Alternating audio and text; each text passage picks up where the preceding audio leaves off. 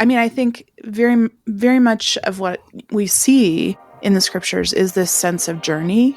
You know, there isn't really a firm, stable ground for most of these characters. It is very much journeying toward this divine person. And there's questions about how to do that. And there's questions about what's the right way or the wrong way, or right. But the journey is not the problem, right? The journey is just the mode. That is just how we do it. As human beings within time, we just keep journeying. God made us like that. Welcome back to the Broken to Beloved podcast. I hope to provide practical resources through compassionate conversations to move toward healing and wholeness. I'm your host, Brian Lee. Today, we're talking with Liz Charlotte Grant about her book, Knock at the Sky, Seeking God in Genesis After Losing Faith in the Bible. Liz is an award-winning writer whose work has been published in The Revealer, Sojourners, Christianity Today, Religion News Service, The Huffington Post, and elsewhere. She also writes The Empathy List, a popular newsletter that's been recognized by the Webby Awards and the Associated Church Press Awards. This is a fascinating conversation that talks about the first two-thirds of the book of Genesis, her journey through faith and deconstructing and disentangling beliefs and figuring out where she lands today. This is a great conversation that covers all kinds of things that scatter and ping pong from faith to science to writing and all kinds of other stuff. And this is the kind of stuff that just fascinates me, and I hope you enjoy it as well. So here's my conversation with our new friend, Liz. Liz, welcome to the podcast. Thanks for having me, Brian. I'm excited to finally catch up with you. We've been going back and forth a little bit. This isn't in your official bio, but it is in the About section on your website. You were a certified birth doula for 3 years, helped deliver 21 babies to 21 diverse families. I would love, if you are willing, to tell us about that experience and what it does for your writing. Yeah, absolutely. Yeah, I became kind of obsessed with birth after the childbirth of my first two, which I think is unusual. I have met a lot of people who had that experience within the birth world. That's what we call it, the birth industry world. But I think most people don't have a baby and then decide they want to do that again with other people. For me, I think I was really fascinated by the process of like the science of how a baby is born, which is still so mysterious to us. Like there's so much we don't know about childbirth, about why a baby grows and develops. Like there's just so much mystery around how life actually forms, how consciousness forms. So I think that was some of it for me, some interest around that. I also think I became really fascinated with the emotional and psychological things that happen around birth. So, for example, I would do some birth story healing for clients after the fact if they had had a difficult birth where things happened that they didn't expect, which is very common. Often mothers or caregivers, partners need a chance to, and really a safe space to talk through those things. And so for me, it was not even so much trying to solve their problems. It was more like giving them spaces to recontextualize. So a lot of the times I was working with clients to, after the fact, to kind of recontextualize what happened and kind of see it from different perspectives.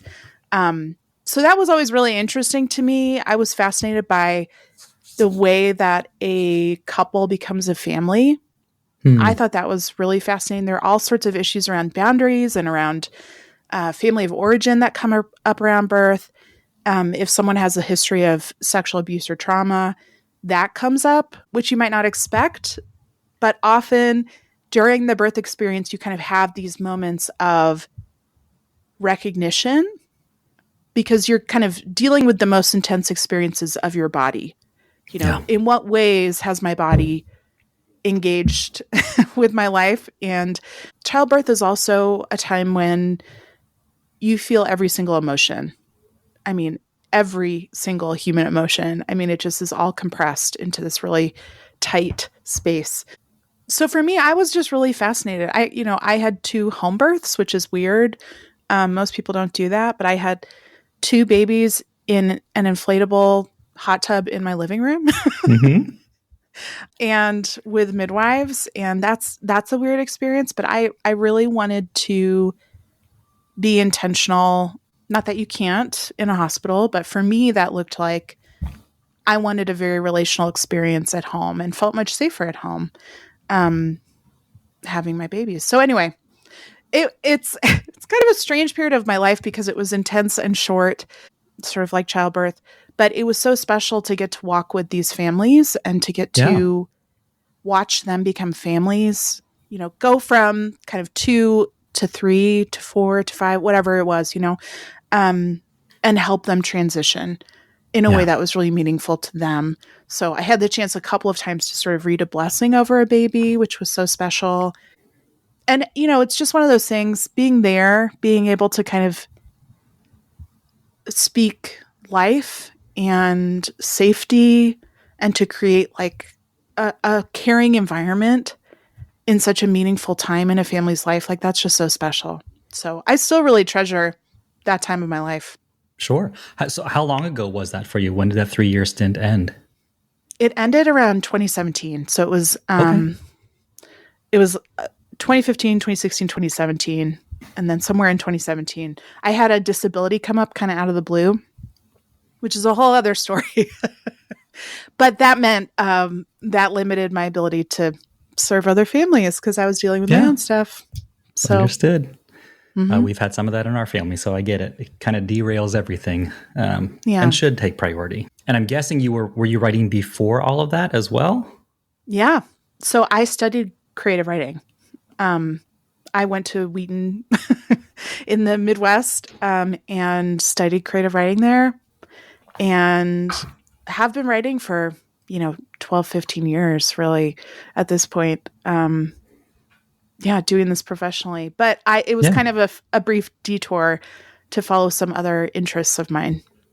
So have you noticed that anything's been different after then, or how it informs the way you write now? I mean, I think I was able to embrace my love of the sciences probably Hmm. more directly.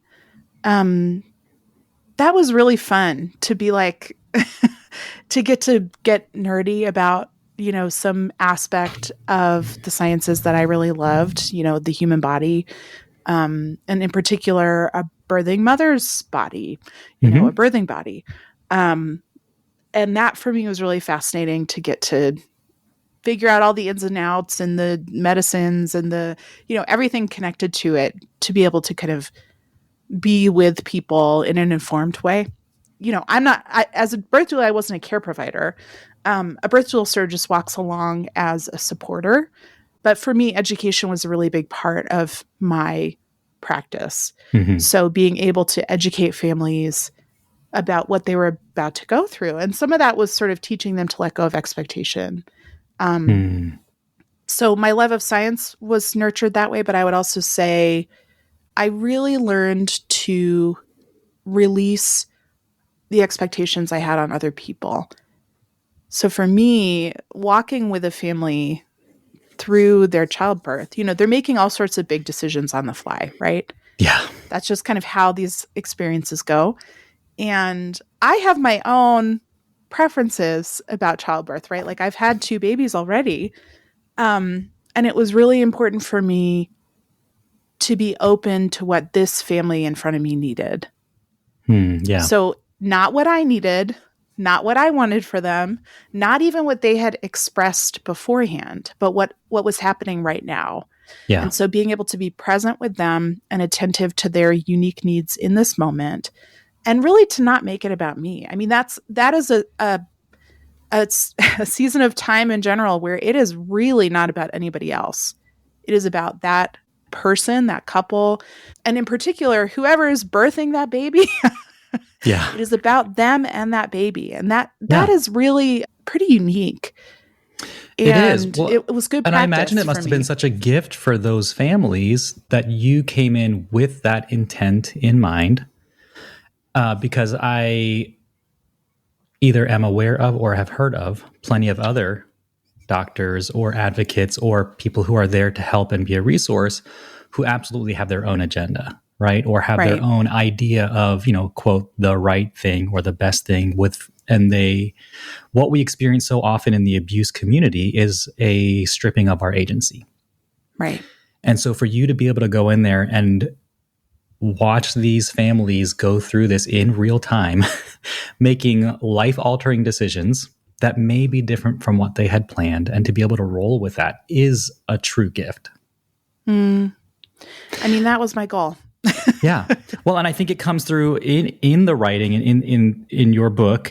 Your love of science comes through, and I'll start with that one. But then also just, one of the values that we hold at Broken to Beloved is agency over prescription. Mm-hmm. That we're not here to tell you how you should do it. We're not here to tell you the right or wrong thing to do. It's a very non-binary way of thinking that's not true, false, right, wrong, good, bad.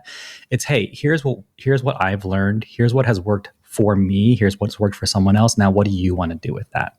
Mm-hmm. So we're often looking for other people who align with those values to share and serve as resources for our community. I'm going to start with this quote because it kind of sets the tone, and it's the title of the book, so we should go there, right? You talk about the golden record that NASA sent out on Voyager, and I remember reading about this as a kid. They sent it out the year I was born in 1977, so it just was fascinating. I was like, why would they do that? And then just the really cryptic engravings that are on it. And you say the central pursuit of humankind is to knock at the sky, which I love. We seek to bridge the distance between ourselves and whatever else is out there. In so doing, we reach toward the being who beckoned all into existence. I just want to start out and say I love all of that. And it is such a calling, I think, that we find ourselves in. And at the same time, we've been ingrained and taught and indoctrinated with so much certainty that there's a real level of discomfort at feeling okay with knocking at the sky. Where did you find the comfort to do that? I mean, I am, if you guys are Enneagram people, which not everybody is, but I'm a kind of special, unique unicorn Enneagram 4. So that sort of means just me as a person. I am a person with lots of comfort for gray spaces. Mm-hmm. I'm someone who's a deep feeler. I'm always kind of poking for good and bad. I mean, I've been in communities where that's a very bad thing. And I've been in communities where that's kind of a more neutral. Often it's expressed as good, but, people don't always know what to do with it. I think probably a lot of your audience can relate to that. Having been, if you have been hurt by the church, if you've been suffered spiritual abuse, often, part of coming out of that is doing that poking and kind of pushing back. So that's something I very much relate to. I'm that way. I think I always felt fairly secure that if God was big, if God was powerful, that God could handle whatever questions I had. Mm-hmm. So that was never kind of in question for me. I think just reading the scriptures, and I loved the Old Testament. I always loved the Old Testament. There are these very strange stories of kind of primordial humans, especially in Genesis, which this book is about. And the way that God interacts is not fragile. Like, God is not fragile in these pages. Mm-hmm. God is self-individuated. God is, God's self, and I think I always felt that freedom to push because I saw biblical characters doing that too. Yeah. Yeah. Well, and I love that this is all the way at the end of the book, but you boldly ask the question, what if we're wrong? And I think so many people are just so afraid to even ask the question, much less entertain it or think about it. Yeah. And I love that you say flawed interpretation does not anger, distress, or bother God, though it concerns Moses. Within this legend, God seems to be encouraging us to risk being wrong in pursuit of what is right. Being wrong is not the conclusion. God is.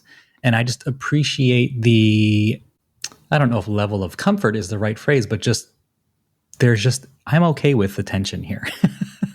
Because like you're saying, if God is strong enough, if God is powerful enough, he's not going to be threatened by the questions. And he's not even going to be threatened with me landing in the wrong place. Yeah. And I hope that offers comfort. Absolutely. I mean, I think very, very much of what we see in the scriptures is this sense of journey. There isn't really a firm, stable ground for most of these characters. It is very much Yeah. journeying Mm-hmm. toward this divine person. Um, and there's questions about how to do that, and there's questions about what's Yeah. the right way or the wrong way, or right. But the journey is not the problem, right? The journey is just the mode. That is just how we do it as Yeah. human beings within time. We just keep journeying. Yeah. God made us like that. Yeah. Well, and I think, following up there is that I think so often what causes us to hesitate is the fear, right? And then you write that too. It's like fear can make us hesitate to discard the old modes, especially when those old modes have become intertwined with people that we love. We fear that our closest relationships will fail when we change, which is so true. And I've run into it over and over with friends, with fellow staff members at churches that I've left, with people that are in our community. But then you say, but our questioning reveals a change has already begun. And the moment that doubt occurs to us, we are already different than the moment before. So I was tempted to ask the question, what do we do with this? And I realized that's a kind of an impossible question to answer. So what have you done with that? How do you respond to people around you who you've been afraid to lose or maybe even already lost? Hmm. I mean, so much of this, it's funny that it goes back to the birth doula stuff, but so much of it is related to that for me. The kind of release of control of other people. The kind of understanding that my one job is to keep going on my own journey. Yeah. That's really it. I mean, I can beckon people. I can invite them to join me. I can even create spaces for other people to journey. But I can't make anyone do anything. Yeah. Like I am not God. I'm not omnipotent. I'm not omniscient. I'm not any of the omnis, right? Yeah. I am just a human being, a fragile human. And so I can communicate well. I can forgive. I can continue to open myself to listening well.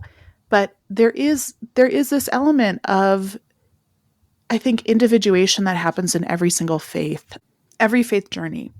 Mm-hmm. And there is always a time when you step out on your own. And I have said this a lot of different ways, and it's kind of hard for people to grasp, because I talk about kind of standing before God alone. And when I say that, sometimes people think of like a judgment seat, like you're alone before God, and it's this fearful thing. And I'm kind of thinking like, actually, we are just kids in front of our caregiver, kind of with our caregiver. Like we are called to kind of just talk to them, just to be with them. And that's kind of how I think about God. It's like kind of wandering into the desert to listen to this divine voice, like the mystics did. And I think we're all called to that. We're all called to this kind of individual expression and experience of God. Yeah. Well, I assume that you mentioned being an Enneagram 4, that relationships are super important to you.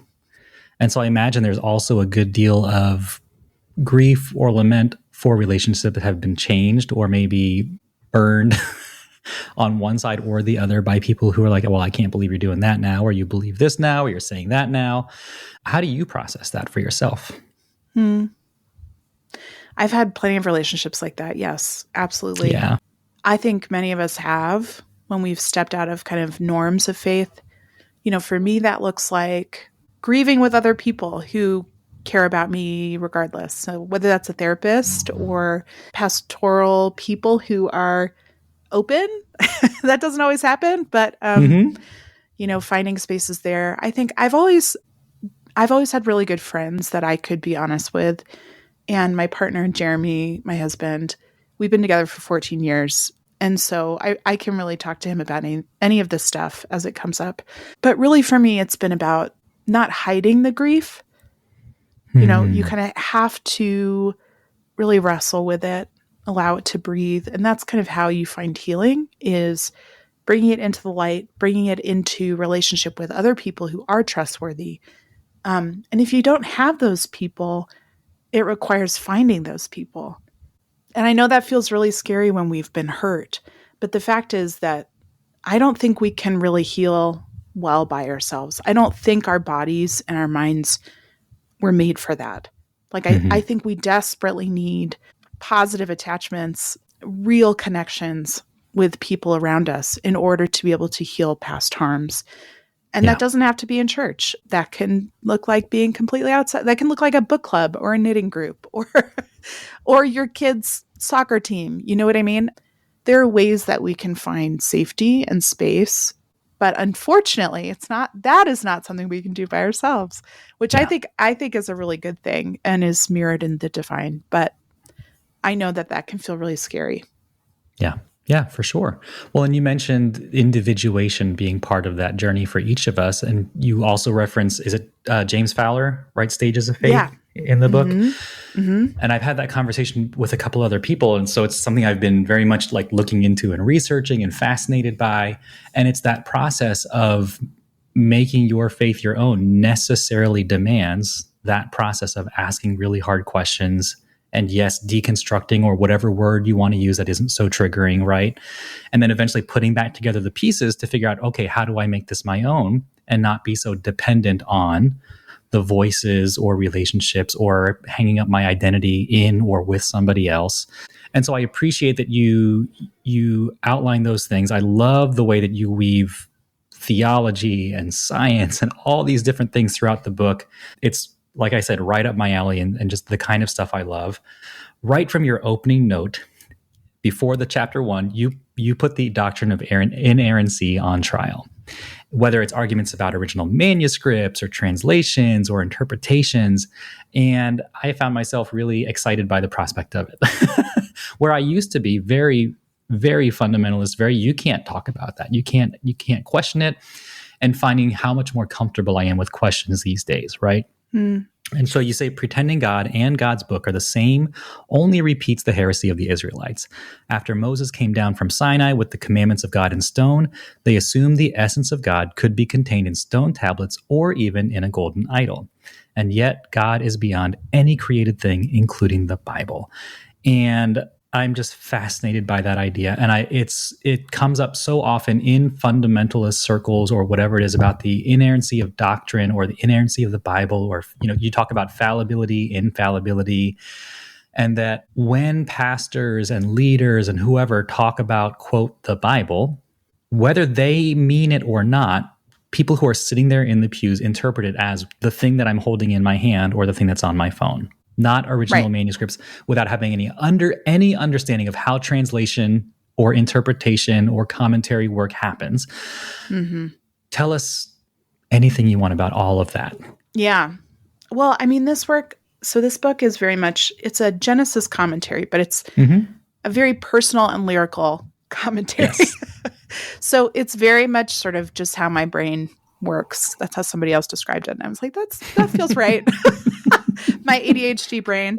Yeah. So I talk about Genesis 1, God's creation of the cosmos with God's voice, through Genesis 32, Jacob rolling in the dirt with God or an angel or whoever. Mm-hmm. But in between, of course, I'm as you've mentioned, I'm weaving throughout stories about science, sort of origin stories about science, about art, about some memoirs in there. I tell Jewish midrashic histories and legends. Yeah.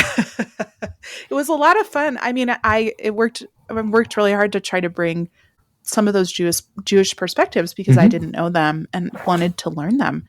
But, what you're talking about is sort of a focus that came a little bit later in the editing process, where my editor, she kind of mentioned, I think I see this theme in your work. You're sort of pushing against this idea of biblical inerrancy, like a one interpretation, a one voice, a one book kind of idea.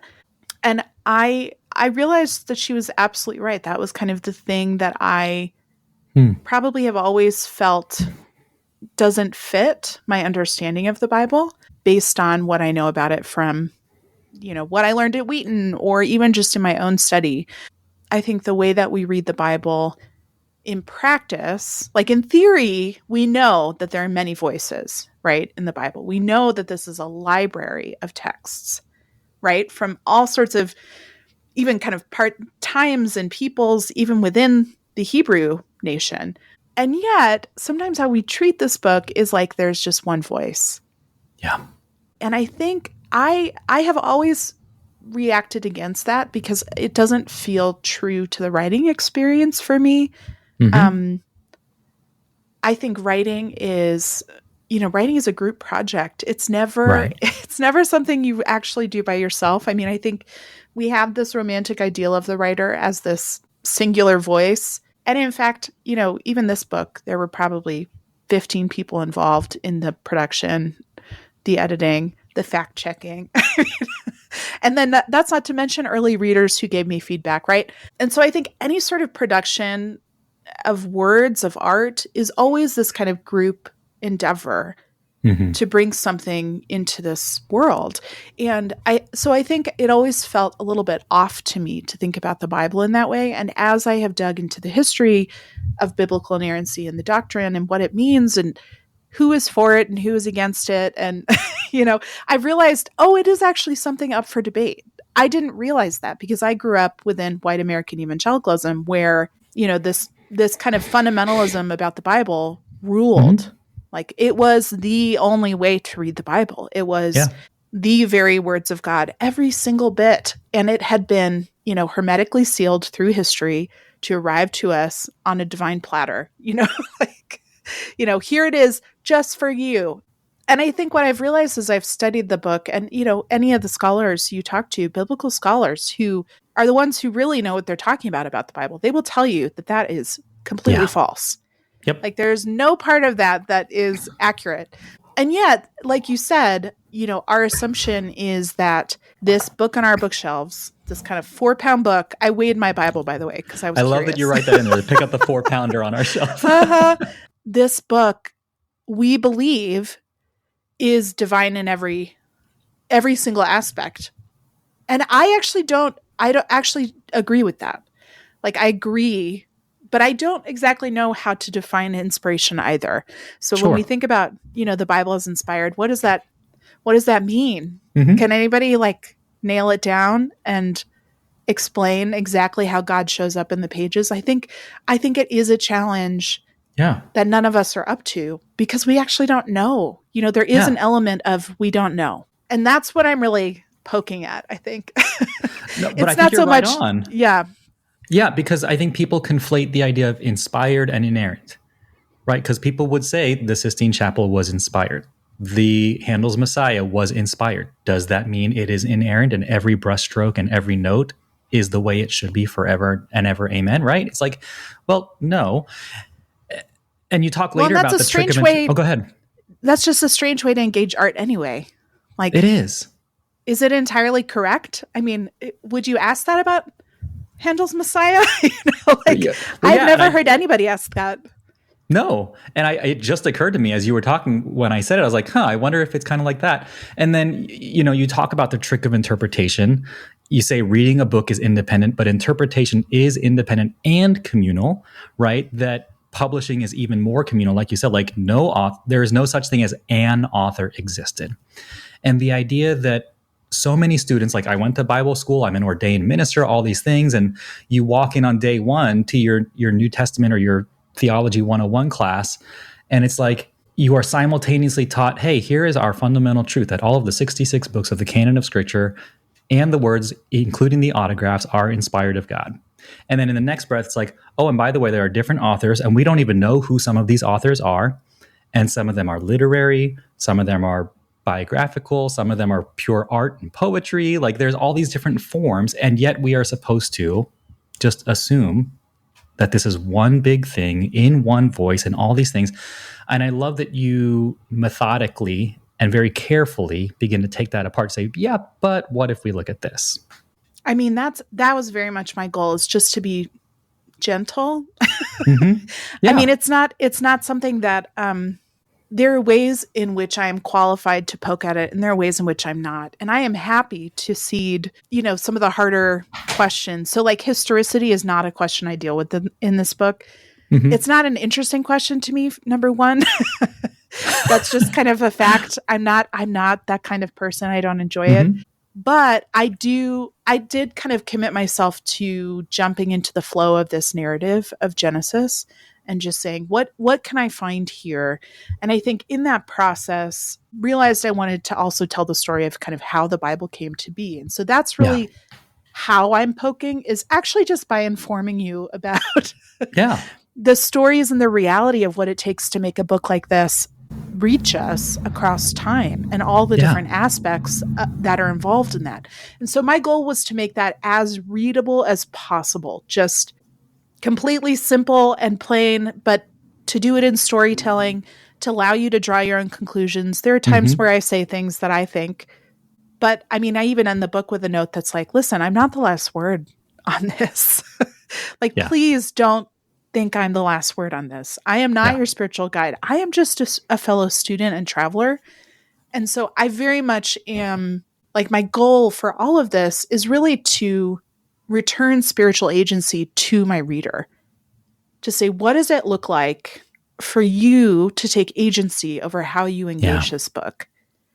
Because so much about white American evangelicalism was handing down a sort of authoritarian view of scripture. Like, this is the only way you're allowed to even think about this book.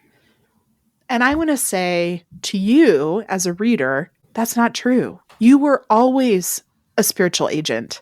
Like, you were always autonomous. You handed over your power, and that's not necessarily a bad thing. But now maybe you need to do something different. Yeah. And so it's an invitation. I want to invite people to read the Bible differently. Yeah. Well, and I think you're right. I'm just looking for the quote. The follower transfers the authority of God to their leader, seeing the leader and God as essentially synonymous. A leader may possess good character or none at all, and the outcome is the same. The follower is disempowered. If a leader has discouraged their followers' autonomy, then they have desecrated the followers' faith. I love that you write that, because for me, that's the root of spiritual abuse. It's where it starts, is this need for power and control, and then to do it at all costs, hold on to it, right? So I love the way that you phrase demonize disagreement, because that's what so often happens when we have these binaries, like we said before, true, false, right, wrong, inerrant, errant, fallible, infallible.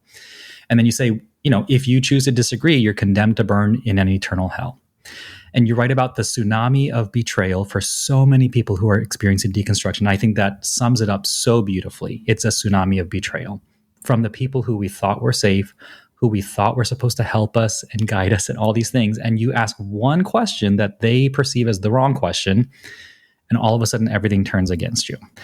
Yeah. And so in your process of writing, in the process of doing the research, in the storytelling, what is kind of one of the most interesting things that you discovered for yourself?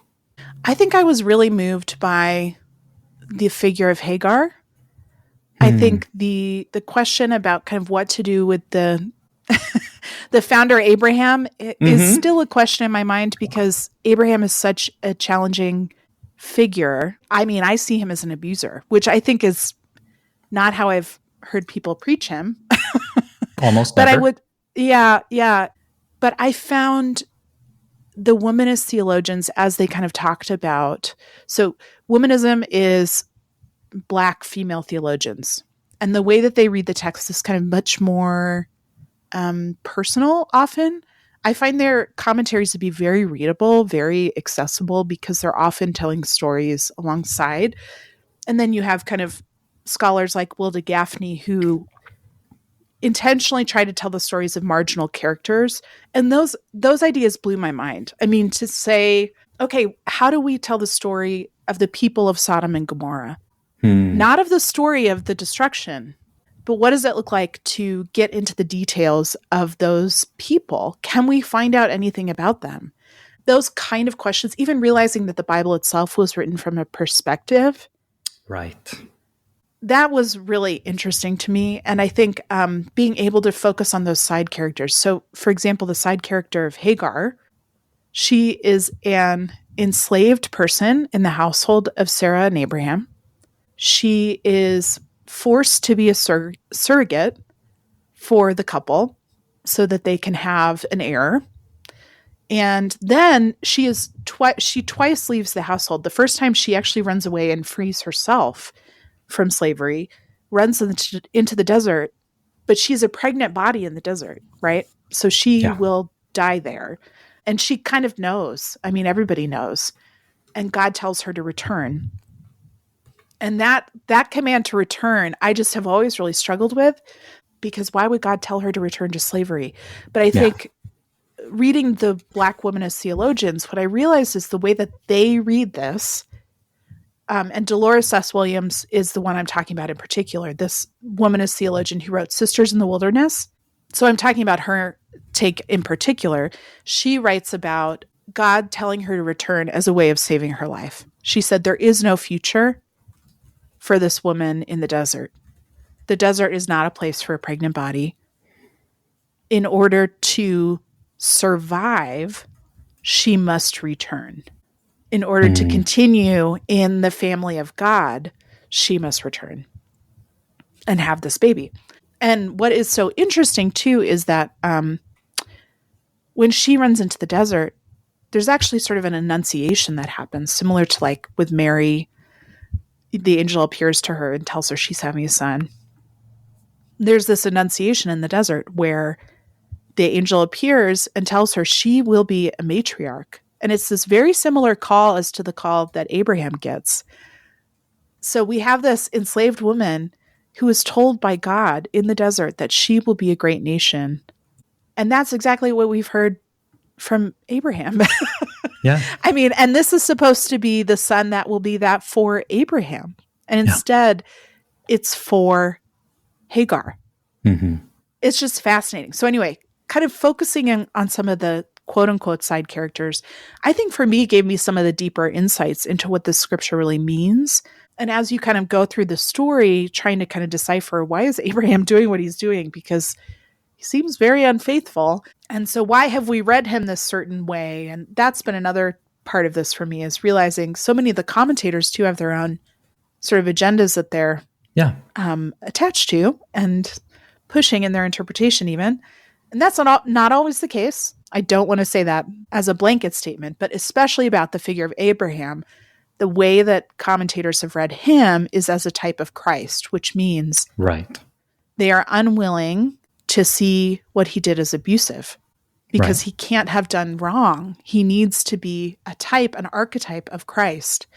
And if he's done the wrong thing, all of a sudden that throws all that into confusion, right? Our interpretation, you throw it out the window. And so anyway, I could go on and on, but I think for me, these side characters became so fascinating, kind of viewing these both side commentators, sort of people who have been, called marginal, like their perspectives are considered marginal. They're not taught in like the main systematic or biblical theology class. They're taught in kind of a side class, right? Or as like a side project, as opposed to making them major interpreters like we would with any of the dead white guys, right? Yeah. So reading them, reading the characters from their perspectives, all of that just really blew my mind. I love it. And it's a theme I've been noticing as I've been trying to learn more and be more in those spaces. And not necessarily Black women theologians, but minority ones. I think of like Janai Alman and Tiffany Bloom and Kat Armis, and like reading about Hagar and reading about these quote side characters who absolutely have their own story. And I love that you highlight the enunciation that she gets, right? And I'm going to beg your forgiveness because I've been reading so many books, I can't remember which ones they came from. I think it was yours, but highlighting the errors of Abraham to not pray for Sarah and her pregnancy versus Jacob later, right? And then just the contrasts that are drawn and how they get painted as heroes of the faith and yet are extremely flawed and have all kinds of things going on that we tend to just brush over or dismiss as like, oh yeah, but that was then, like, but let's look at now. Let's look at the victorious, triumphal parts and ignore all the nasty things that were happening before. It's like, well, no, again, this is where I appreciate the tension of both and. I really like to make a distinction between fact and truth, because I think it's very important for us to understand that there is a difference. I mean, this is kind of part of the issue with Christians and fiction sometimes. Like sometimes we've interpreted fiction as fact or we've Mm-hmm. interpreted it as, so think about like the Left Behind series. Yeah. Or we've interpreted fiction as if the author is trying to say it's fact, and then we get Yeah. really mad at them, like the Shack say. I think one of the things there, basically what we mix up is this sense that everything has to kind of come back to like a scientific ground.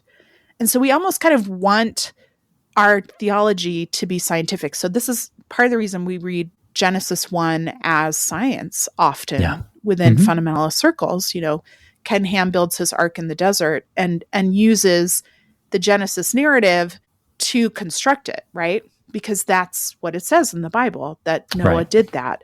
It doesn't say that Noah used any creative means to finish God's plan.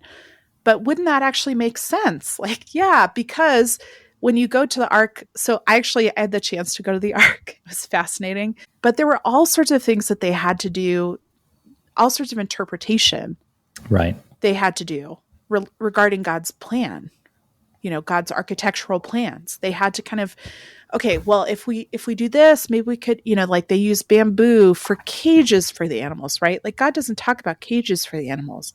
All of a sudden you're kind of dealing with these elements of, oh, we actually have to expand and iterate from what God Mm-hmm. has done, which by the way is what creation is like. I mean, this is what humans are like. This is what we Mm-hmm. do. This is what God encourages us to do. And so even if we're saying that event is historical, we're running into issues, right? Yeah. But you can say and understand something as true, as spiritually true, as fundamentally true, as a truth, without it being entirely factual and historical. And I think for evangelicals, that's kind of a hard distinction. But when you think of it in terms of art, you can stare at a flower and it doesn't, it's not asking you a question. It's not historical. You can stare at a piece of art and it's not trying to convince you of anything. It's not science, but it is true. And so I think finding that distinction for ourselves and kind of beginning to play with it is really important for us as Christians. I love that quote about the flower at the end there. So let's talk about God as collaborator, because I love that idea too, right? That there are some instructions that he provides, and yet there is room for creative interpretation or for whatever it is.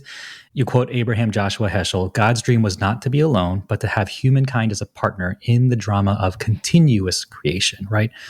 Dr. Kurt Thompson talks all the time about we were created to create, to co-create beauty with God. And then specifically with writing, you're saying just as writing is symbolic, metaphor representing the being behind the writing, so we are metaphors of God and walking symbols, and that the Bible is a reflection of the collaborative nature of God, a fossil made of and by the humans who came before. And like we said, multi-authors, sometimes unknown authors of these things, and yet the continuing story of what is being created until it's all over. How do you participate, I guess, in that co-creation or in that collaboration with God? Or how do you view yourself in light of that? And how would you encourage the people who are listening to participate for themselves, right? As part of that autonomy and individuation and agency? I love that question. I think this book for me is very much a collaborative act, I think. Mm-hmm. That's what I view it as. I think of it as kind of an illumination. Illumination, kind of when you talk about a text, is often, if you think about some of the kind of Celtic Bible texts, they were like, adding curly cues and script Mm-hmm. and gold leaf and illustrations. And you can look up all these different examples of beautiful old Bibles because the scholars and the scribes were not just writing down the words, they were actually adorning the text itself. Yeah. And that created these unique works of art from this work of art, right? I think my goal with this book was very much for it to be sort of an illumination of the biblical text too. What does it look like to walk alongside the text and be reverent toward the text, but also to kind of create beauty alongside of it? That's part of the reason I wanted to tell stories next to the text, kind of related, but not biblical stories.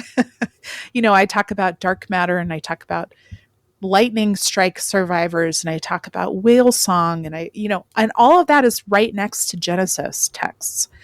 And the goal very much was to kind of help people view the Bible really differently, like to read it in a very different way in order to kind of connect with their own creativity and be given this invitation to return to the text a different way themselves. I mean, my goal with this book is to encourage tons of people to copy this mode, like make tons of art.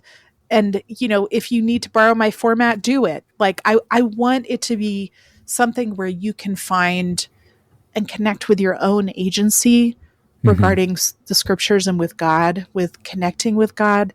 I think that's really important, especially when you're healing from spiritual abuse, to find a way to connect with God that feels safe and that feels yours. Like it doesn't feel like anybody else's. And I think being able to find that kind of spiritual voice for yourself sometimes takes seeing an example, having a model to follow. And I really am hoping to give that model, to be that model for other Yeah. people.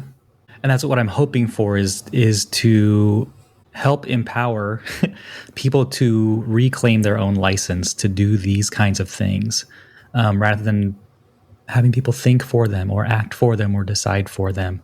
And I love that you bring up illustrated manuscripts. Like I think of the Book of Kells, right? And the key Yep. row page and all of those things. And it's just the beauty and the artistry that went into even, like you were saying, illustrating the word of God or what they believed to be the words of God at the time. And there's so much freedom and license in that. And then at the same time, there are dozens of meme pages about the weird things that people would add to these illustrated manuscripts. So weird. In the corners and the margins, like, what in the world is this, right? Yep. And the freedom that we have to be able to do those things when we create or co-create. So I love all of that. Thank you. I have a million questions that we're not going to get to, but I do want to do this one. You talk about God's first creative act as silence, which this whole thing lit me up in addition to many other things.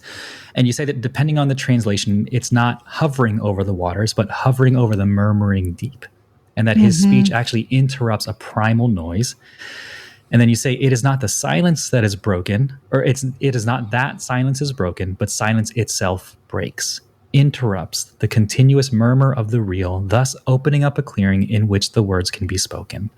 And silence then is the setting that allows God to get to work. Silence is God setting the table. And as someone who deeply appreciates and needs silence and is an extreme introvert, this whole thing moved me. In a world filled with noise or the extrovert filled and driven evangelical church world that is so anti-silence or stillness. Tell us more about any of that. So some of that quote that you read actually comes from the work of Aviva Gottlieb Zornberg, and she is a Jewish Midrashic scholar. So she's contemporary, and she's going through the whole Torah and writing in this kind of way. And it's much more of a commentary than mine was, in that she really just sticks to the text. But what I would say, I found a lot of inspiration from her as well, because she is free to kind of associate with the text as well. And that's really fascinating. So highly recommend her book, The Murmuring Deep, which is exactly about this idea. So I found this idea really fascinating too. Like one of the things that happens when God creates the world is that God creates order and individuates. God is sort of creating boundaries around things that are. And so you have this kind of sense of a primordial soup, like everything is there, but it's not in the right shape, or it's just not in any shape. And God sort of like clears space to then make individual things. For me, that has been really fascinating to think about, even from when I was trying to figure out my own family of origin, realizing that boundaries were there at the beginning of the world, that God had built boundaries into the world, and individuation was always part of the creation narrative. I think that for me was really mind-blowing. But I think one of the things that's so important about this silence and solitude is, what can we hear? So I bring this in again with Abraham, because I'm curious about, why did he listen to God when God said, in the King James, it says, get thee out. Like, that's the translation. It's just so forceful. And Abraham hears this voice from the blue and then rolls up his rugs and walks out into the desert. And we kind of go, but why? And the rabbis did that too. I mean, in the Midrashic writings, they're asking these same questions and they're sort of poking at these things. And so I found a lot of inspiration in how the Jews have wrestled with these same scriptures. One thing that's different about sort of the Midrashic model, and the Midrash is just kind of a general term for writings about the Bible by the Jewish people. One of the things I found really inspiring is that the Midrash often will deal with these white spaces in particular. So they will kind of say, trying to understand why Abraham would have listened to God. And then they go on for pages and pages and pages, theorizing and telling stories. And, there's a whole like mythology around this. Mm-hmm. But I find it really fascinating to think about the silence being a place where you can begin to listen and you can begin to hear the voice of God. For me, that felt really meaningful, because I think that's how it has happened for me, just experientially. When I have taken the time to get really still, that's really when inspiration and presence and a sense of God with me becomes apparent. Like, I don't have that without the solitude and stillness. And so I really wanted to spend some time there. I told the story about John Cage's famous Yes, I love it. composition / non-composition, which is essentially silence. I mean, he writes an entire piece, invites people to come, and it's 4 minutes and 33 seconds of silence. And yet, there's a man who gets on stage in a tux, sits down at the piano, opens the piano to expose the keys, puts his fingers on the keys, and then nothing, right? He starts a timer. Yep. And the audience is just sitting there, and there's three acts of this. And of course, people had lots of different reactions to this, but I was fascinated by John Cage's explanation, which was very much like, this is noise. But it's not just noise. It's the noise all around us. Right. Like, this is the noise of being human. This is what it sounds like for humans to be in the world. And for us to be attuned to that is so unusual and unlikely.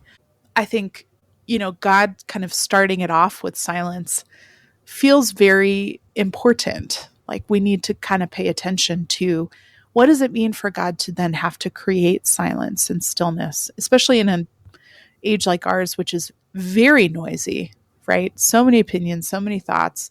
What does it look like to kind of separate yourself from those so that we can hear the voice of God, or even our own voice? For any creative person, creative people have to, when you start a new project, you kind of have to turn off all the other noises and inputs. Like, you need inspiration. But I would say, in my case, at least, it can't be too close to what I'm actually working on, because otherwise I'll have those thoughts in my head instead of my own thoughts. And so I need to even connect to my own thoughts and ideas aside from kind of the noise all around. And so anyway, I also find this idea really fascinating. It means a lot to think about God taking the time to create silence first before anything else is created. Yeah. And I think I want to wrap up with this thought that to me feels related. You talk about the otherness of God, and you tell the story of Frank Watlington, right? The first guy to record whale song without really realizing he's doing it. He's in the 60s working with the Navy, water microphones, hydrophones, and then no one has any idea what they're hearing, but then they play it for local fishermen. I was like, oh, that's whales. And they just know. And I just finished the biography of Fred Rogers, the good neighbor, and it made me think of him, because they tell the story where he's working with a marine biologist, Sylvia Earle. They drop a microphone into his fish tank, but they couldn't get a recording. And how he just kind of flows with it. He goes, oh, it's fine, but the fish are there. And I love the parallel that there is the presence of life, but no sound. But for Watlington, there is the presence of something. There is a sound, but there is no presence. And both are very real and true. And the idea of creating silence or making room for that to hear the voice of God speak or create something. And then you close the book with, you wrap up again the idea of dark matter, which also I love, that the most powerful forces in the cosmos seem prone to vanishing as soon as we lean in for a look. When what can be measured is power. For example, a black hole is identified by the way light disappears. We cannot see the black hole with our weak eyes, but its presence is felt and measured by the absence of light. To discover a black hole, we add up the lack. And I love the idea that questions are okay, that questioning is okay, and that a lack of evidence can mean the presence of something. I think Yeah, is that's huge. beautiful. Mm-hmm. And that's what I got from Knock at the Sky. It is just this idea that be free to ask these things and be okay with not getting answers, because that may mean something. It doesn't mean nothing, and you're not coming up empty-handed. And so we keep asking and we keep knocking and we keep seeking. Like you say that as well, right? You talk about ask, seek, knock when Adam recognizes his lack. And there's so much beautiful stuff being woven in and out. I'm going to be thinking about this book for a long time, so I just appreciate you sharing it. And so as we wrap up, is there anything else you want everyone to know or to walk away with, to think about? Well, I just want to say, for those who feel like the Bible is not safe anymore, that's okay too. It's okay to say, I can't read the Bible right now, and I don't want to, or I don't want to read it by myself. You know, part of why I wrote this book was to create a safe place for folks like you to read the Bible again. But even so, it doesn't have to be something that you do. You know, you don't have to read the Bible to be a Christian. I know a lot of people disagree with me on that. I would say the voice of God, God's self, is larger than the Bible. It's bigger and beyond the Bible. And so I trust the Spirit of God to meet you wherever you need to be met. And if that's not in the Bible right now, that's okay. Yeah. Thank you. Thank you, Liz, for being with us. Thank you for this book. Everyone, go get a copy of Knock at the Sky wherever you find your books. If you want to support a local bookshop, great. Go to bookshop.org. Liz, where can people find you online? I'm on Threads and Instagram at my name, so at Liz Charlotte Grant. I also have a newsletter called The Empathy List, and award-winning newsletter. So it's gotten some recognition from other people. I really love being this kind of kind word from the Christian left, is what I call it. No, so that's what I aim for. That's what I aim for. Yeah. Thank you. We'll provide the links for everyone in the show notes. Liz, thank you so much for being with us. Thank you, Brian. Wasn't that a fun conversation? If you enjoyed it as much as I did, be sure to follow Liz and say thanks for being on the show. You can find links and all the things in the show notes. Coming up on the show, we have Adam Young, Beth Allison Barr, Diane Langberg, and lots more. Next time, we'll be talking with Sam Jolman about reclaiming masculine sexuality and his book, The Sex Talk You Never Got. Don't be deceived, it's not a podcast just for men. He was a guest in a bonus session at our recent summit with Dr. Camden Morganti, and I know a lot of you had more questions, so I'm glad to have him here on the podcast. Subscribe or follow to get new episodes automatically. And if you enjoyed this episode, please leave us a rating and review or share with your friends. As a 501c3 nonprofit, our work is made possible by our generous donors. Consider joining us and donating today at brokentobeloved.org/support. Thanks so much for taking the time out of your day to listen. I hope it's been helpful. Here's to moving toward healing and wholeness together. I'll see you next time.